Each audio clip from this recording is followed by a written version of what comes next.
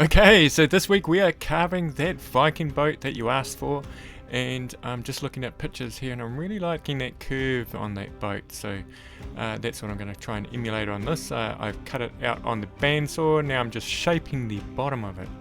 So I do a lot of shaping on the disc sander, but the flame burr is really good as well. So it's really good, that flame burr, to get into the concaves.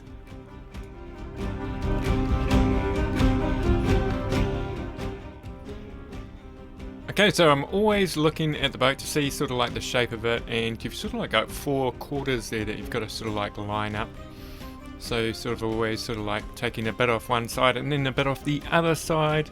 I'm going to make this boat kind of quirky, and if you can remember the, what was his name? The Berserker.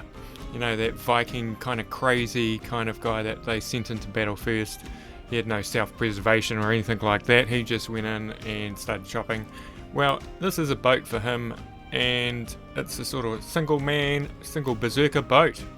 So it's going to be quirky, it's going to be kind of fun.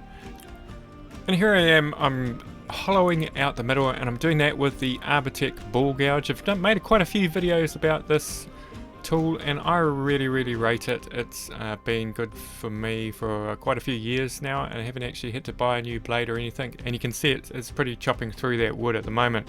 And so that wood is rosewood, so it's a hard wood, so it's not easy to chop through, and it's really accurate. You can see me going up to the line there. I do finish off these kind of like weird shapes with smaller tools though, that's sort of like the Kutzall sphere burr and the Dremel flap sander. So I found out that I really wanted to sort of like make that edge going around the boat a little bit more pronounced, so I put in a piece of oak. So I cut up the boat in half, and then I laminated that piece of oak in the middle. Okay, so now I'm just free-handing some planks in there, and I'm just using that with a Dremel cutter burr.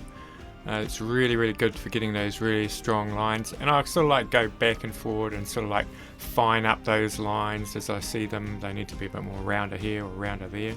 Okay, you can see here I put that oak in, and then the oak's got a big crack in it. So I decide I'm going to lop off the bits of oak now that I was going to make the dragon's head out of. So I'm using that Dremel cutter there. It's quite good for sort of like small cutting like that.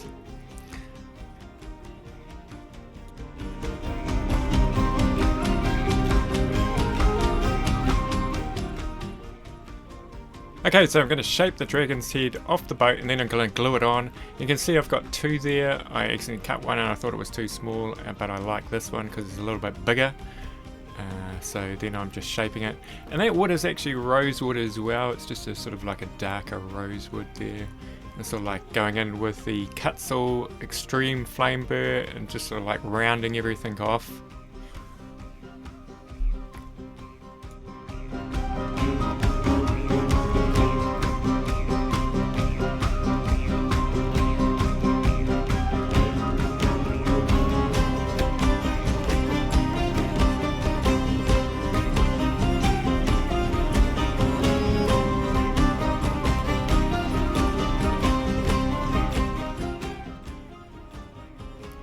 Okay, so I've also gone for a sort of like a spiral kind of tail. I thought that would be quite cool. And I'll just cut it out there on the scroll saw, and then I will just round it off again, and I think I rounded it off with the Kutzall flame burr and then some diamond burrs. And so I'm going to show you how to actually sort of like attach things quite with small things. So what I want to do here is just to see if it looks right. So I've put some double-sided tape on there, and so now I'm looking at it and I'm thinking that looks pretty good. So what I want to do is I want to drill a hole from that point down into it, so it's in the middle, and then I'll put the dragon's head on there, and then I'll go up through that hole so it goes into the middle of the dragon's head. So that's what I've done there, and then I'll get some glue. And I always use that sort of, it's epoxy kind of 2-pack glue, and that is quite expensive, but it lasts a long time for these sort of small projects, and you only need a little bit of it. And it's the strongest glue you could probably buy. Okay, so I always use these little kebab sticks to mix my glue up with, just because they're cheap. And so I like to put it on one side and the other side as well. I don't put a huge amount on. So that's what I do there. And then I will put them together. But first what I'll do is I will use it's like a jewelry pin, and it's made out of brass. And they're quite thin. I think they're about 0.8 of a millimeter. I'll put some glue on that, and then I will put that through there. The great thing about brass is it's really easy to carve as well, so you can just sort of like smooth it off at the end.